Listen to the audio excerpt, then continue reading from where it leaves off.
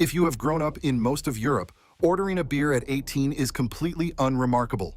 In France, you can drink at 18, and if a parent is with you, even at 16. In Germany, you can legally drink beer or wine at 16, and if your parents are there, technically even younger than that.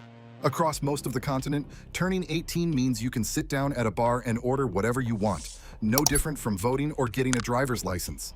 And if you have grown up in America, you know that basically none of that applies here, because the minimum legal drinking age, the MLDA, is 21 nationwide, which means an 18-year-old can vote for president, sign a lease, get married, and join the military and go to war, but can't legally buy a beer at their own graduation party.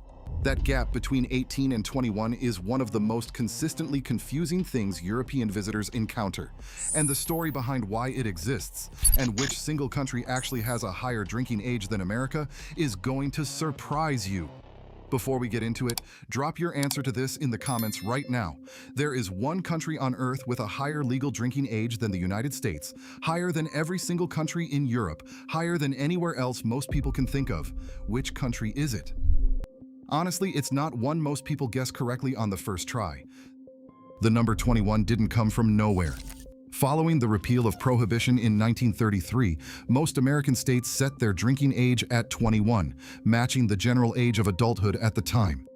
That started to change in the early 1970s, when the 26th Amendment lowered the voting age to 18, and dozens of states followed by lowering their drinking age to 18 as well, reasoning that if you were old enough to vote and be drafted into Vietnam, you were old enough to have a drink.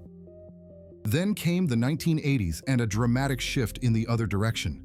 Research began showing a clear link between the lower drinking age and a spike in drunk driving deaths among young people, and a group called Mothers Against Drunk Driving, founded by Candy Lightner in 1980 after a drunk driver killed her 13-year-old daughter, built a national campaign around exactly that data.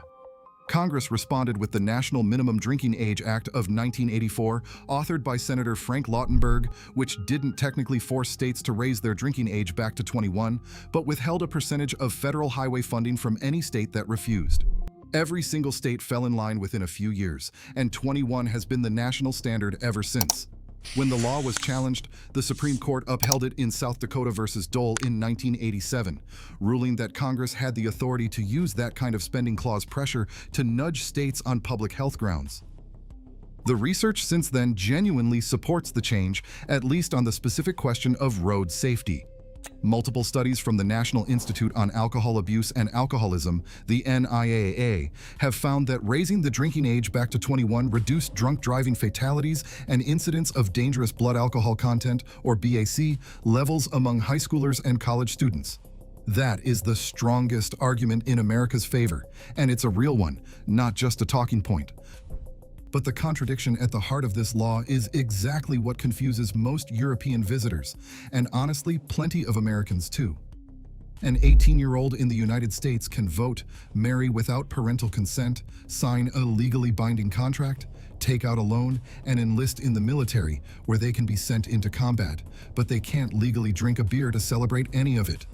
Critics call this an inconsistency at best and an injustice at worst, since it treats one specific adult right as somehow more dangerous than the others, most of which carry equal or greater real-world risk and responsibility. In 2008, a group called the Amethyst Initiative, made up of more than 100 college and university presidents, publicly called for a reconsideration of the 21 minimum, arguing it had driven drinking underground rather than eliminating it. An organization called Choose Responsibility has made a similar case, advocating for a lower drinking age paired with mandatory alcohol education. Compare that to Europe, where the general assumption is that the age of adulthood should apply consistently across nearly every domain, including alcohol. Most European countries set the drinking age at 18 specifically because that's the same age at which someone becomes a legal adult in every other respect.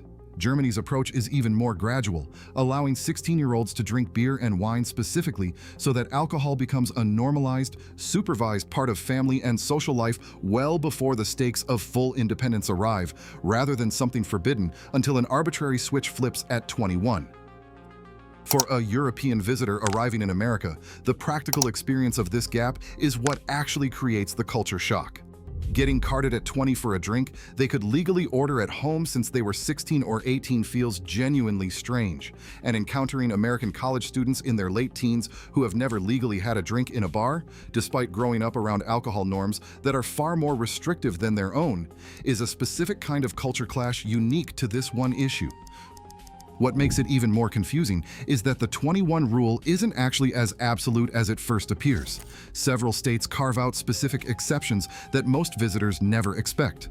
Wisconsin allows anyone under 21 to drink if a parent, guardian, or spouse who is 21 or older is present, and that includes bars and restaurants, not just at home. Louisiana allows underage drinking in private homes and for religious purposes too.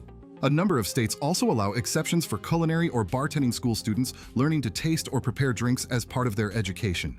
None of these exceptions apply to simply walking into a store and buying alcohol, which remains strictly 21 nationwide, but they reveal a patchwork of quiet flexibility underneath a law that Europeans usually assume is applied with zero exceptions anywhere in the country.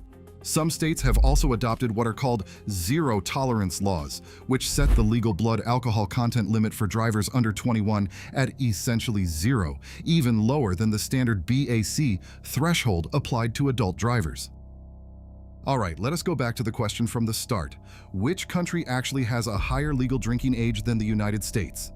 The answer is Eritrea, where World Health Organization data confirms the legal age is 25, the highest in the world. Certain regions of India also enforce drinking ages as high as 25, but Eritrea stands alone as the single highest nationwide minimum legal drinking age on the planet, 4 full years above the American standard, and a detail almost nobody guesses correctly the first time they hear the question. Now, I want to hear from you. Do you think America's age 21 drinking law is a smart, evidence-based policy that genuinely saves lives? Or do you think it's an inconsistent overreach given everything else an 18-year-old is legally allowed to do? And if you are European, what was your honest reaction the first time you got carded in America despite having been legally able to drink at home for years? This is one of those topics where the data genuinely supports one side, while the everyday fairness argument genuinely supports the other, and both sides deserve to be heard out. Drop it in the comments because this is a genuinely split issue on both sides of the Atlantic.